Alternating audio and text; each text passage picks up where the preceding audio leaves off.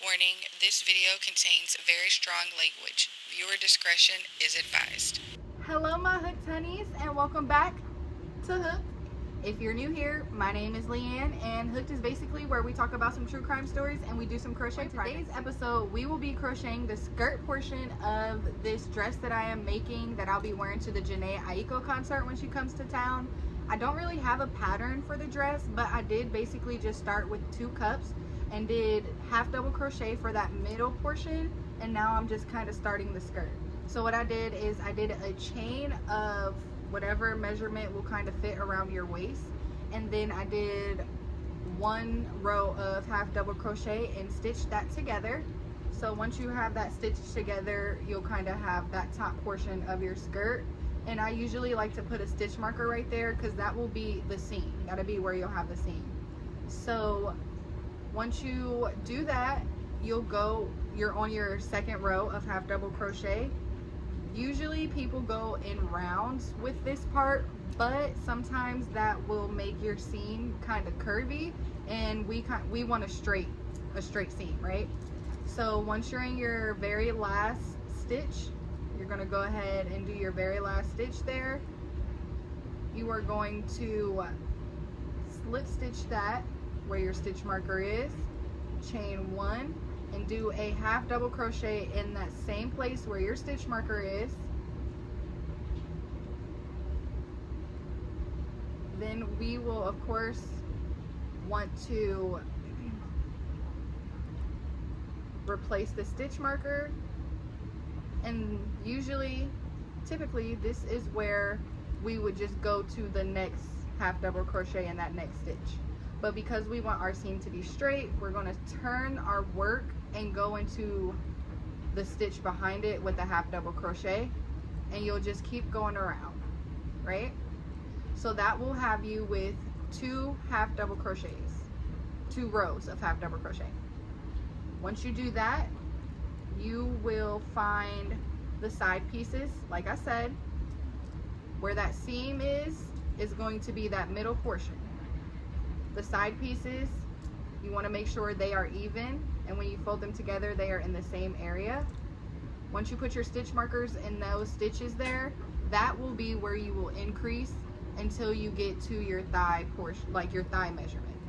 So what I mean by that is, because I am already done doing my increase rounds, so I'll just tell you guys how to do it. Once you get to this stitch marker, you'll do 2 half double crochet in the stitch marker, replace your stitch marker of course, and then you'll go around with 1 single or 1 half double crochet all the way around until you get to your next stitch marker. That will be an increase round or increase stitch. You'll go through and you will put 2 half double crochet in that stitch, and then replace your stitch marker and go all the way around. And then once you get back to your seam, you'll turn your work and do the same thing again. And like I said, you'll do those increase rounds until you get to the thigh measurement. Also, on today's episode, we'll be talking about China Arnold, who in my opinion is really just one sick individual. So we're going to go ahead and light our crochet candle and get into this story. China Arnold, who was born March 29th in 1980, was the mother of Paris Talley, who at the time of her death was only 28 days old. On August 30th of 2005, in a housing complex in Dayton, Ohio, China Arnold lived with her children and her boyfriend, Terrell Talley. Unfortunately, there was an argument over if Terrell was actually Paris's father, and this argument did unfortunately turn violent very quickly. China and Terrell putting their hands on each other. So it wasn't just him hitting her or her hitting him, they were putting their hands on each other. So let's think about this really quickly, right? If Terrell was actually the father, why wouldn't you just give him a paternity test to shut him up? Now I can see that your feelings would be hurt and you would be a little upset by him asking, but wouldn't you just want to prove him wrong and let him know that that was his child? That I don't know. That's just me. It makes sense to me. Well, maybe she was trying to hide something or what, I don't know, but the argument turned from violent to deadly. After the argument and fight with Terrell, China goes into their home where her 28-day-old child is. She grabs her and places her baby in the microwave and turns the microwave on for 2 minutes.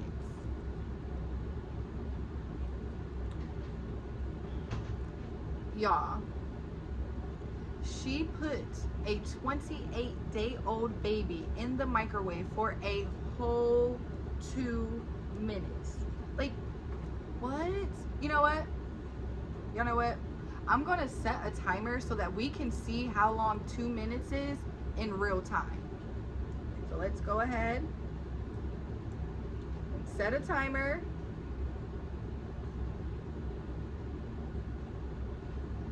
For 2 minutes, starting.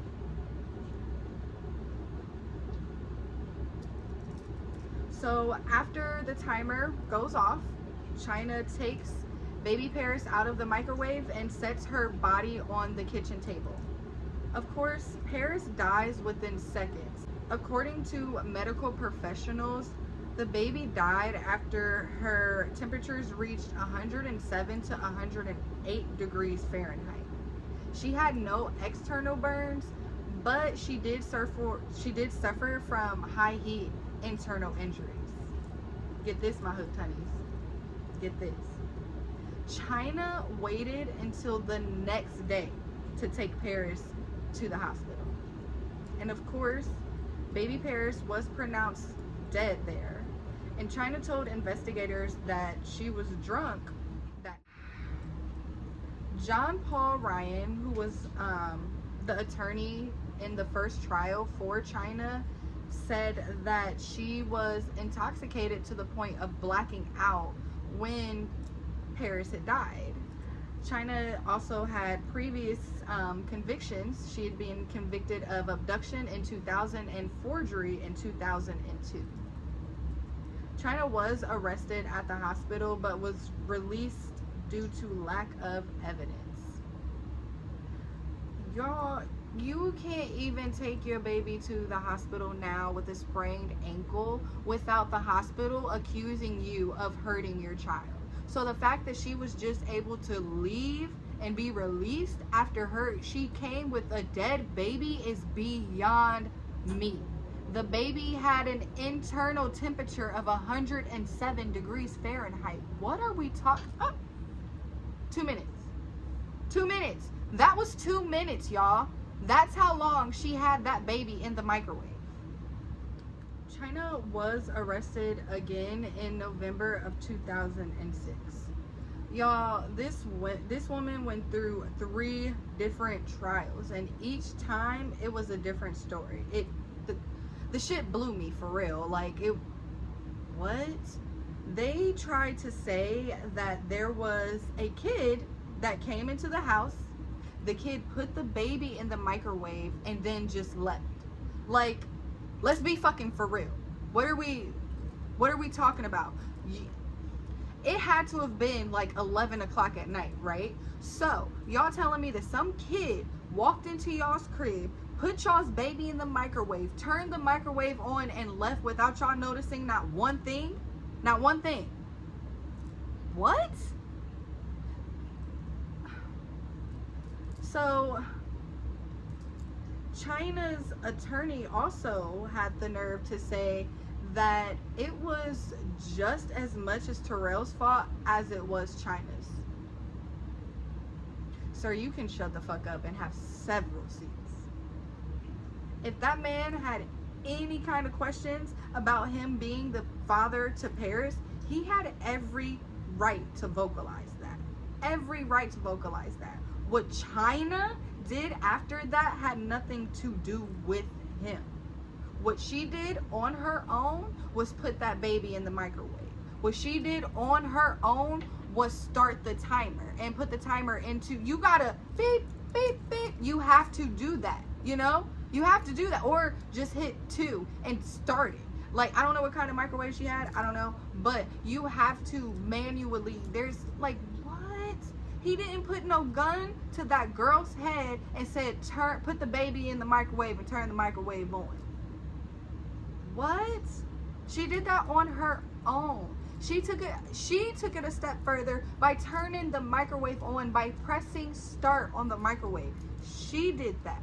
Now, he's definitely wrong for the fighting and stuff. Don't be fighting. Don't be fighting in front of no kids. That's not okay. And he's wrong for not taking the baby to the hospital as soon as it happened. Now, I'm not 100% sure if he tried to stop her from doing this, but there's no reason that poor baby should have been in that microwave for 2 whole minutes, y'all. 2 whole minutes? Are you kidding me? What? Like, ugh, I want to drink. Like, this case pisses me off so bad. Some people should really have a license to breed. Like, because what in the tire fuck are you doing?